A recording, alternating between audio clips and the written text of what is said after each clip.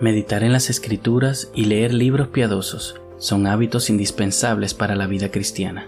Esto es, Siempre Reformados. Siempre Reformados.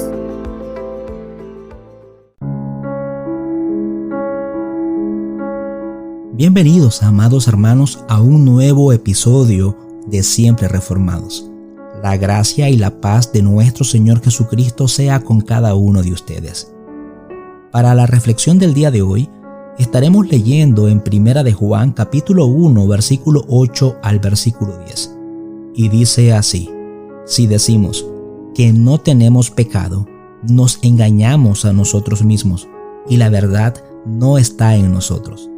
Si confesamos nuestros pecados, Él es fiel y justo para perdonarnos los pecados y para limpiarnos de toda maldad.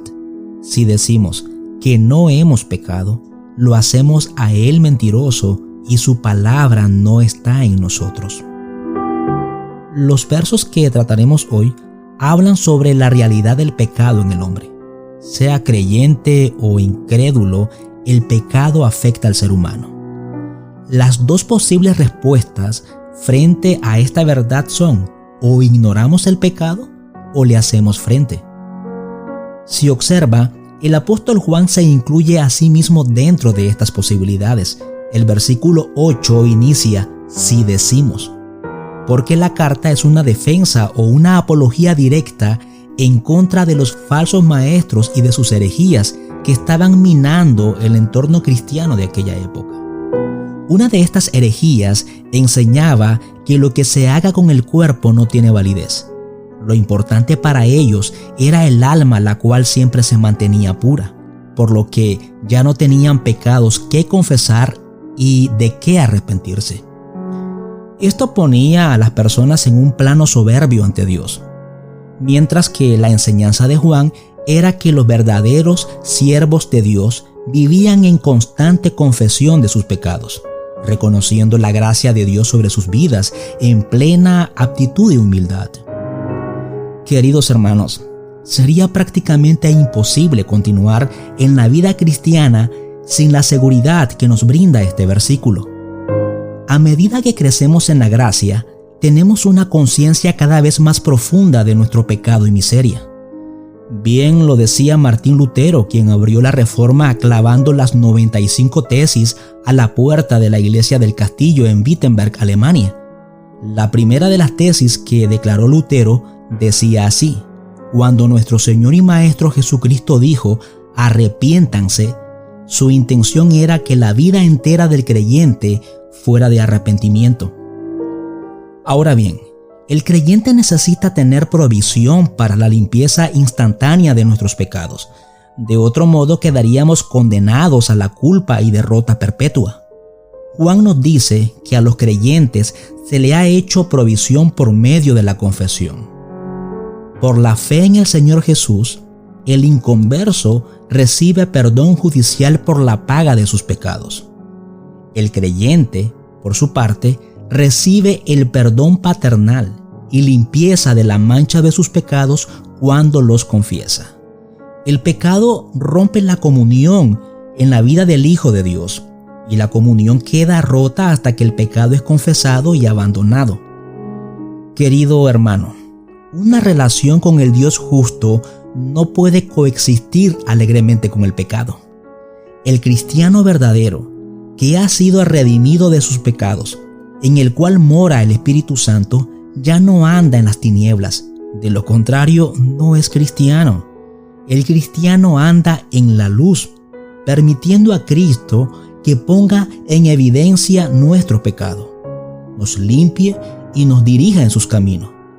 Note lo que nos dice Juan capítulo 8, versículo 12. Jesús les habló otra vez diciendo: yo soy la luz del mundo.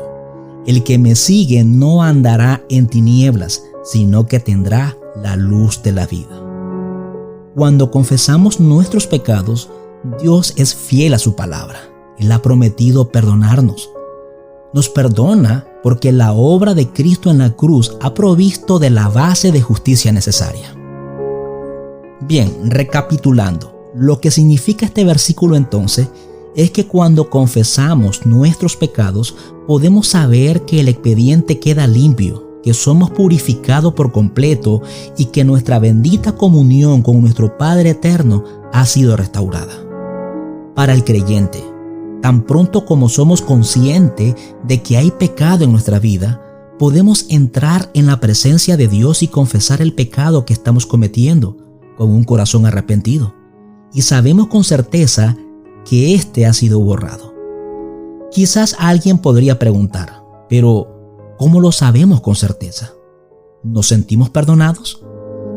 Querido hermano, no es cuestión de sentimientos. Dios ha prometido no despreciar nunca el corazón contrito y nunca va a quebrantar su palabra. Sabemos que hemos sido perdonados porque Dios así lo dice en su palabra.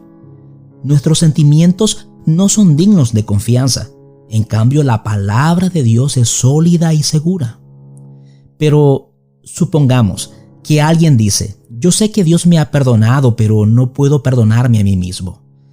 Eso suena muy piadoso, pero en realidad deshonra a Dios. Si Dios me ha perdonado, desea que me apropie de ese perdón por la fe, que me regocije en el Señor y que vaya y le sirva como un vaso limpio. Para terminar, quiero hacerte un par de preguntas. ¿Cuán a menudo confiesas tus pecados a Dios? ¿De qué manera estás usando la palabra de Dios para ayudarte a ver y odiar y abandonar el pecado? Espero que estas preguntas de aplicación te ayuden a examinarte delante del Señor y Él te haga ver tus pecados, los confieses y los abandones, y puedas alabar a Dios con gratitud por su carácter y por sus obras. Dios te bendiga y hasta la próxima, si Dios así lo permite. Siempre reformados. Un ministerio de Iglesia Bíblica Hispana en Viena. Para más información, visite nuestra página web iglesiabiblicahispana.at o visite nuestras redes sociales. También nos puede escribir a iglesiahispanaenviena@gmail.com. Hasta la próxima, si el Señor así lo permite.